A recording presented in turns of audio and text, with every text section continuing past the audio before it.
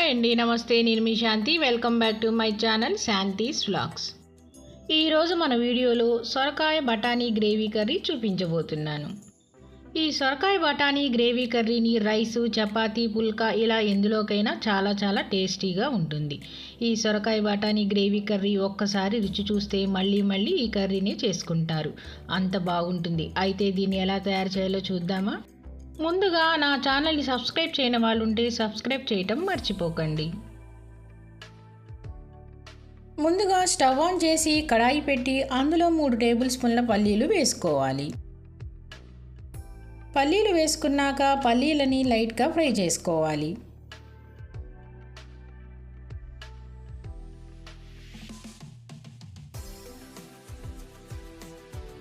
పల్లీలు ఇలా లైట్గా ఫ్రై అయిన తర్వాత ఇప్పుడు ఇందులోనే 1 స్పూన్ ధనియాలు, 1 స్పూన్ జీలకర్ర, 1 స్పూన్ నువ్వులు వేసుకొని మరొకసారి వేయించుకోవాలి.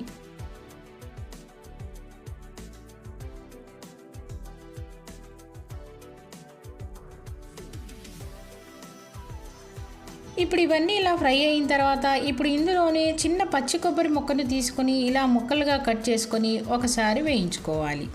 పచ్చి కొబ్బరి ముక్కలు అనేవి మనకి ఎక్కువగా వేగకుండా లైట్గా వేగితే సరిపోతుంది.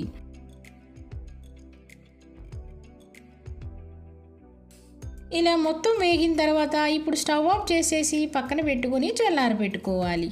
ఇప్పుడు ఒక మిక్సీ జార్ తీసుకొని మనం వేయించి చల్లార పెట్టుకున్న మసాలా దినుసులన్నీ మిక్సీ జార్లోకి వేసేసుకోవాలి.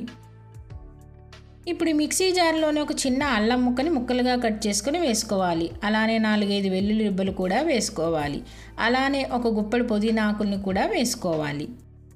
ఇలా వేసుకున్నాక ఇప్పుడు ఇందులోని ఒక పెద్ద సైజు ఉల్లిపాయని ముక్కలుగా కట్ చేసుకొని వేసుకోవాలి. అలానే 2 టమాటాలను కూడా ముక్కలుగా కట్ చేసుకొని వేసుకోవాలి.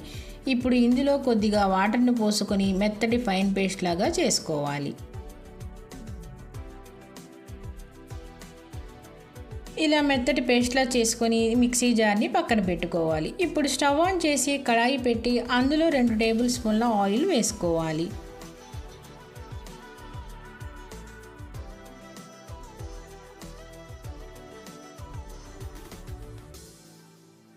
ఆయిల్ వేసుకున్నాక ఇప్పుడు ఒక చిన్న సొరకాయ ముక్కను తీసుకొని గింజలు తీసేసి ఇలా నేను చూపించే విధంగా చిన్న ముక్కలుగా కట్ చేసుకోవాలి.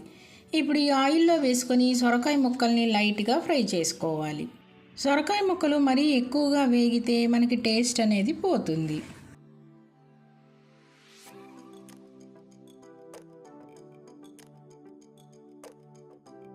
ఇలా లైట్గా సొరకాయ ముక్కలు వేగిన తర్వాత ఇప్పుడు ఒక బౌల్లోకి తీసేసుకోవాలి.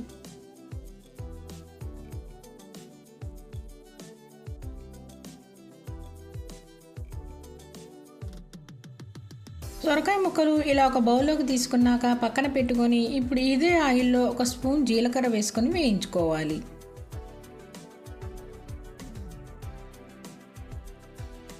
జీలకర్ర వేగిన తర్వాత ఇప్పుడు 2 పెద్ద సైజు ఉల్లిపాయలు తీసుకొని సన్నగా ముక్కలుగా ఇలా కట్ చేసుకొని ఇందులో వేసుకొని వేయించుకోవాలి.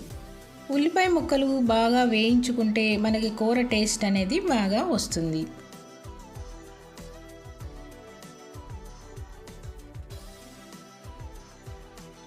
ఉల్లిపాయ ముక్కలన్నీ ఇలా దగ్గరగా వచ్చేసి బాగా వేగిన తర్వాత ఇప్పుడు ఇందులో మనం మిక్సీ వేసుకున్న మసాలా పేస్ట్ అంతా వేసేసుకోవాలి.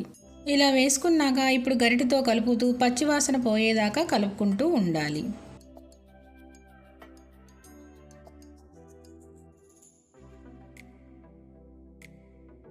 ఇలా పచ్చివాసన పోయేదాకా కలుపుకున్నాక ఇప్పుడు దీని మీద మూత పెట్టి ఒక 2 నిమిషాల పాటు ఉడకనివ్వాలి.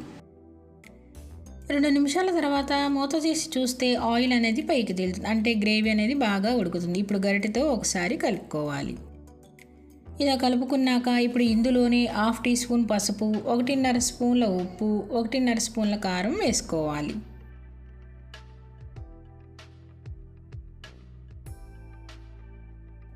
ఇలా ఉప్పు కారం వేసుకున్నాక ఉప్పు కారం బాగా కలిసేలా గ్రేవీ మొత్తం కలుపుకోవాలి.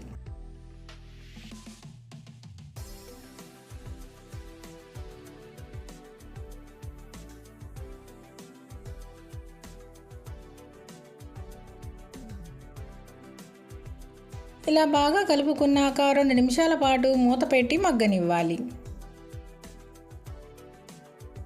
2 నిమిషాల తర్వాత మూత తీసి చూస్తే మనకు గ్రేవీ అనేది బాగా ఉడికి నూనె అనేది పైకి తేలుతుంది.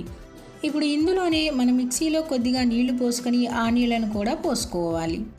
ఇలా పోసుకున్నాక గడ్డతో ఒకసారి కలుపుకొని మనకి గ్రేవీ అనేది దగ్గరగా ఉంటే మరి కొంచెం నీళ్లు కూడా పోసుకొని ఒకసారి అంతా కలుపుకోవాలి.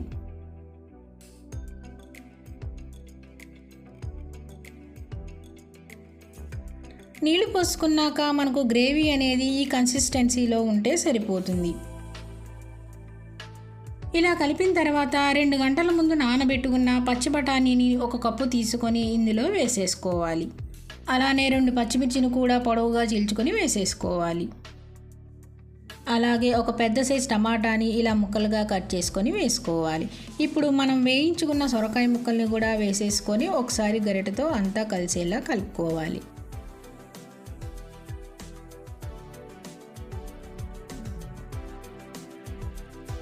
ఇలా కలుపుకున్నాక ఒక 2 నిమిషాల పాటు మూత పెట్టి ఉడకనివ్వాలి. 2 నిమిషాల తర్వాత మళ్ళీ మూత తీసి చూస్తే మనకి ఆయిల్ అనేది బాగా పైకి తేలి మనకి గ్రేవీ అనేది బాగా దగ్గరకు వస్తుంది. ఇప్పుడు మరొకసారి కలుపుకోవాలి.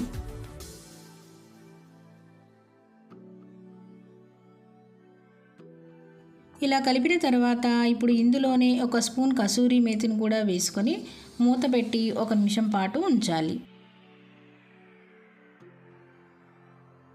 మళ్ళీ 1 నిమిషం తర్వాత మూత తీసి చూస్తే మనకి గ్రేవీ అంతా బాగా రెడీ అయిపోయి ఉంటుంది.